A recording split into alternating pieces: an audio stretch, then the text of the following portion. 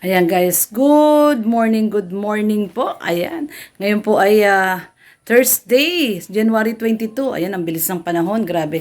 January 22, Thursday. At ngayon nga po ay unti-unti ko na pong inaayos itong aming kwarto.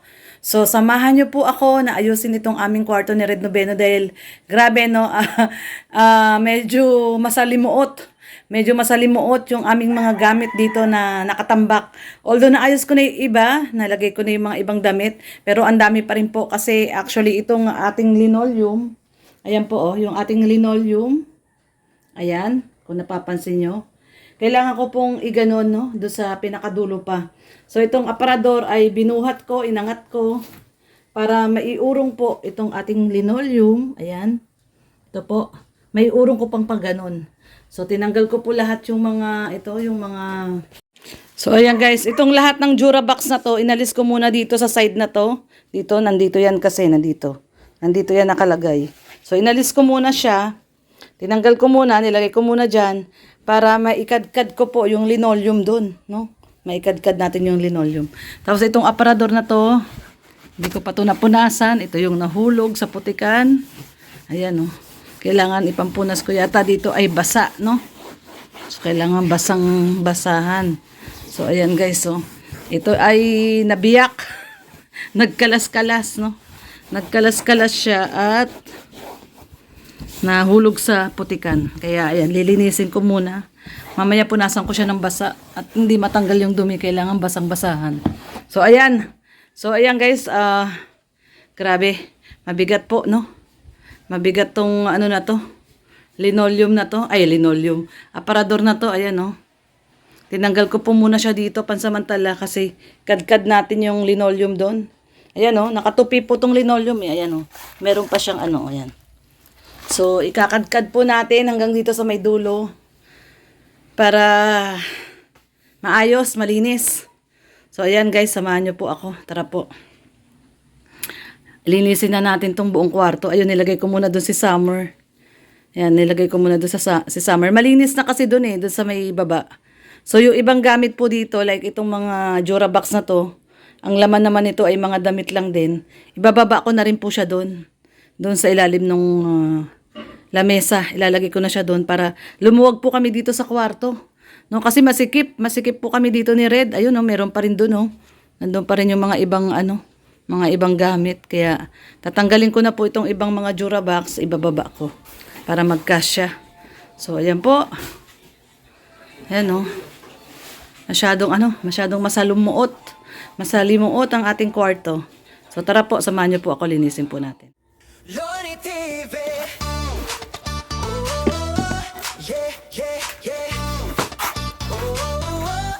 Linisan muna natin. At grabe na yung alikabok. So, ayan guys, walisan muna natin. Sa kalsada, bundok at baryo, may pag-asang muli na nabubuo. May pamilya ngayon ay umiti dahil sa tulong na iyong binagi. Hindi mo kailangan ng kapalit, basta't may matulong ang kapatid. Loni TV. Puso mo'y dakila, sa gawa mo kabutihan ay kilala. Charity vlogger na may tunay na malasakit, sa bawat video pag-ibig ang iyong hatid. Loni TV. May pusong paglingap, sa bawat sigaw ng nangangailangan. Ika'y agad na lumilingap. Loni TV. Di ka sumusuko kahit pagod ka na, tuloy pa rin ang puso mo. Para sa mahina, ikaw ang nakaalalay sa kanila. Salamat sa'yo, nakaalalay sa masa. Pasuhan ng saya na dumadaloy, kasabay ng tawa ng batang muling kumakaway. Bigas at pagkain, gamot at damit, pag-asa ang laging iyong dala sa bawat bisita. Alikabok pa po kasi dito sa atin. Man sila kadugo o Under ano-ano, construction po ang ating bahay. pamilya sa Kaya, puso mo. malikabok. Sa So, ayan, nakadkad ko na. nagiging liwanag sa gabing madilim at banal. So, may tira pa naman siya, mahaba pa naman siya. Ito lang ang gagawin. kabutihan ay kilala. Charity vlogger ng may tunay na malasakit. Sa bawat video, pag-ibig ang iyong hatid. Hindi handa ng pagod at ulan. Basta may matulungan ka lang. Pangalan man ay di sumikat sa TV. Sa puso ng tao, nakaukit sila TV. Mahaba pa pala siya. So, guguntingin ko po, sayang. Tuloy mo lang yan. Guguntingin po muna natin para po. Kami Samahan niyo po ako. sumusuporta. Kasama mo lagi sa misyon mong magmahal at magbahagi. Loni TV, may pusong paglingap para sa kapwa, para sa pamilya, para sa Diyos at sa mahal mong bayan. Tuloy lang pagmamahal. Ayan guys, punasan muna natin tong aparador at masyadong madumi. Ito yung nahulog. Ayan, binasa ko na yung ating basahan. Hindi kasi siya natatanggal ng... Ayan. Punasan muna natin siya. At mamaya ididikit ko na siya doon. Ayan, natanggal ko na yung linoleum. So, ang hirap buhatin kasi medyo may laman na po itong aparador na to. Dapat pala tinanggal ko muna yung laman. May konting laman na siya eh. Kaso mag-aayos na naman ako. Punasan lang muna natin. Nahulog kasi ito sa putikan. Actually, napunasan ko na ito nung nakaraan eh. Kaso, dikit na dikit talaga yung putik. Ayan, dikit na dikit yung putik. So, ayan. Ayan, malinis na siya. So, didikit ko na po siya dito. Ikakadkad ko muna tong linoleum. Mahaba pa yung tira ng linoleum eh. Oh. Pwede pa siyang ilagay dito sa kabilang side. So, ayan. Ang ating gagawin ngayon, tayo po ay maglilikpit ng ating... Ito, tatanggalin ko itong mga Durabox na to. Ilalagay ko na lang doon sa kabilang kwarto. Mga ano lang naman to. Ayan o, kulambo. May kulambo pa ako. Towel. Ayan, towel. May mga kulambo pa kami. Tapos ito mga ano to, oh, yung...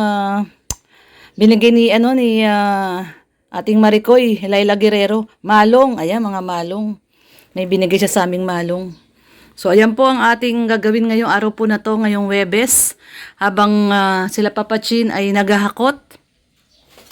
Naghahakot na po sila doon. Yan, papakita ko po at tinambakan na po yung ating kitchen para bukas. Hindi nakapasok si Kuya Gerson ngayon.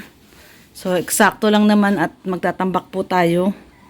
So, para bukas po ay okay na siya, oh. Ayan, oh. Ayan na, oh. Nagtatambak na sila Papa Chin. Natambakan na nila. Ayan, guys, oh. Bali, ano po ito? 2 kubiko yung tinatambak nila dito. Ayan, oh. Ayan. Dito, okay na to. Hanggang dyan lang naman yan, eh. So, doon pa. Kalahati pa. In-order yan ni Red. So, ayan po. Ayan, nagtatambak sila ngayon dito sa ating kusina. Ito nakapag layout na si tatay dito. Si Kuya Gerson, ayan. Pa-L po yung ating gagawing kitchen kasi pag ginawang payo, yan o, pag payo, ito na lang yung matitirang space. Parang 1 metro na lang. Ayan, ganyan. So, bali 1 metro na lang pag payo. So, ito pa-L na lang. Ayan yung ating lababo. Ating kitchen sink. So, ito na. Yung ginagawang pagtatambak nila Papa Chin. Ayan o. So, ang bayad po natin dito 1,000. Sa ginagawa nilang pagtatambak. Ayan ang ating latest update ngayon. At least nakakuha po tayo ng panambak. No, hirap na hirap po kami makahanap ng panambak. Kaya, ayan ang ating latest update po ngayong January 21, Thursday. So bukas pagpasok ni Kuya Gerson, ayan na yan, may tambak na yan. I-ano niya na, poporma niya na yung lababo. Ayan o, meron na pong PC. Ayan, may PC na siya o. Yung PC na yan, yan na po yung porma ng lababo. So ayan. Ito po ang ating latest update sa ating kitchen. Ayan sila Papa Chin o. Nag-ano sila, nagtatambak kasama si Kuya July. Ayan. Ang taktak na yung isan.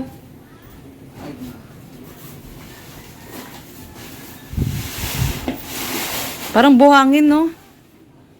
Parang buhangin siya, no, Papa Chin? Ano yan? Hinukay yan? Kaya pala. Parang buhangin. Kasi yung lupa po dito, parang buhangin po talaga yung ilalim. Ayan, no? Siyang buhangin, no? Kahit no sa dugongan, yung pinakailalim na ilalim po nito, buhangin. Sa dugongan din ganyan eh. Buhangin yung pinaka ano. Pag nahukay na ng malalim, buhangin na siya. Kaya ano ang lupa dito malambot. At magandang taniman kasi buhaghag. No, buhaghag po yung pinakabuhangin. Eh yung lupa. No, may halong buhangin. Siguro nung unang panahon, ano to, purong dagat tong Camarines Norte. No, kasi buhangin yung ilalim ng lupa talaga po, guys. Hindi po ako nagbibiro. Kahit no sa dugongan, nung ginawa yung bahay, nung naghukay na sila ng, yung una, lupa. Yan, lupa, ganun, lupa. Kaya ito to, yung brown na yan, lupa. Tapos, nung malalim na yung nahukay, ganyan to na, oh, buhangin na. Ayan, oh. Buhangin po, oh. Buhangin talaga siya. Pag unang hukay, siguro mga hanggang tuhod. Ganyan, lupa, ito. Yan. Yan, kulay brown na yan. Lupa talaga siya.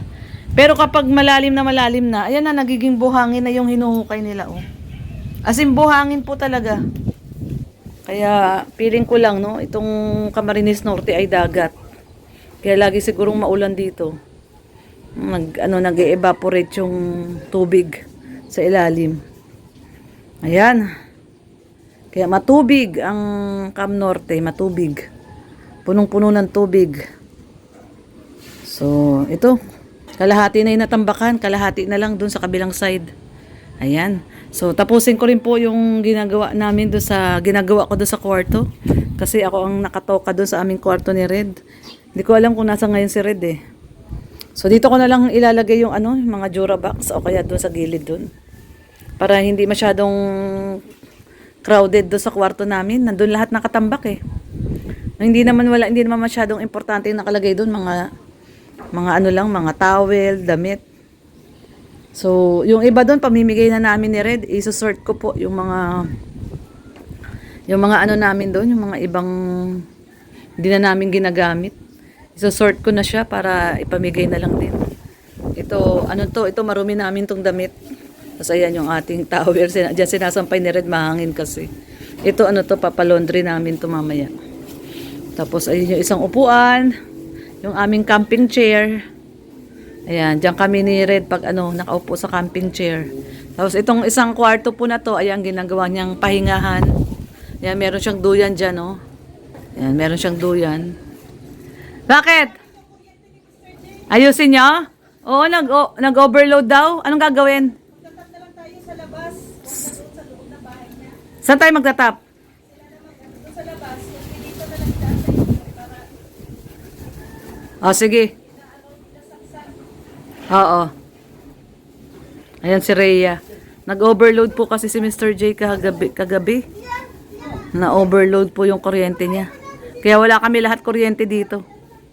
Mabuti na lang meron kaming ni Red, power bank. So yung power bank yun yung ano namin, nagagamit namin. So ayan, nandyan sila at mag-ano daw.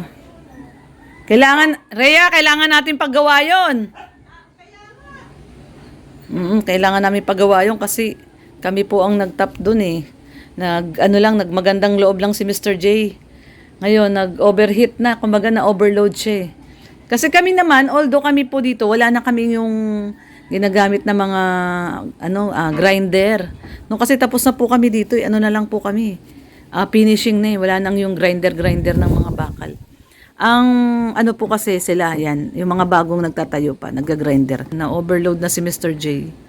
Kasi nung kami lang naman yung nakakabit, hindi naman, wala mang problema. Kasi isa pa lang, ngayon ang dami na eh, kay Rhea, kay Tupper, yung kay Ate Jo, no? Tapos, mabuti nga si Ate Kirsty, wala na, may sarili na siyang kontador, no? So, -1 na si Mr. J. So, ngayon, ang ginagawa ni Red, pumunta siya doon kay, doon sa kakilala niyang taga Canoreco, ipapalakad na niya para mabilis. Para mabilis po yung pagkabit ng kuryente dito, pero Kailangan pa po muna namin ng si Kuya Dennis electrical, yung nga po pala no. Sana bukas may may sweldo na si YouTube. Kasi usually si YouTube kung magpasweldo 23, pag hindi 23, 24. So sana nga po si YT ay magpasweldo na ng 22 or 23 para makabili na kami nung yung nagpapabili kasi si Kuya Dennis ng 2 box. 2 box ng kable na gagamitin dito sa sa wiring dito, mga wiring buong bahay na wiring na niya, tsaka yung anong tawag doon, yung box. Yung box na sinasabing ano ba tawag doon sa box na yun? Yung pinaglalagyan po ng mga switch, yung breaker. Yun, breaker box.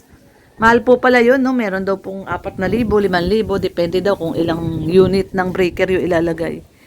So, sa mga electrical, no? Sa gamit sa electrical, siguro gagastos po kami ng mga 10,000 sa electrical po, no? Yung 2 box daw po kasi, yung isang box, abot daw yun ng 2,000 plus. 2,000 plus daw, mga kulang-kulang 3,000 daw. So, sa mga kable po yun, bukod pa yung orange na pinagkakabitan. So, medyo po talaga, mabigat ang paglalagay ng electrical. So, abot siguro ng mga 10 to 15K ang pagpapa-electrical natin. Tapos, syempre, bayad pa kay Kuya Dennis. Kasi si Kuya Dennis, per outlet. Kung ilang outlet yung nailagay, yun yung bayad. So, ayan. Para magkaroon din kami ng kuryente at may hirap walang kuryente kasi guys, kailangan namin yan. Katulad ngayon, lobat na naman tayo yung cellphone natin kailangan ma-charge. So, ayan lang muna tayo ngayon, guys. So, ayan po muna ang ating latest update. Ngayong araw po ng Thursday, January 21 po. So, ayan. God bless everyone. Mamaya papakita ko po sa inyo kung ano po yung pagbabago ng ating kwarto. Ayan. Pakita ko po sa inyo, guys. Tara po.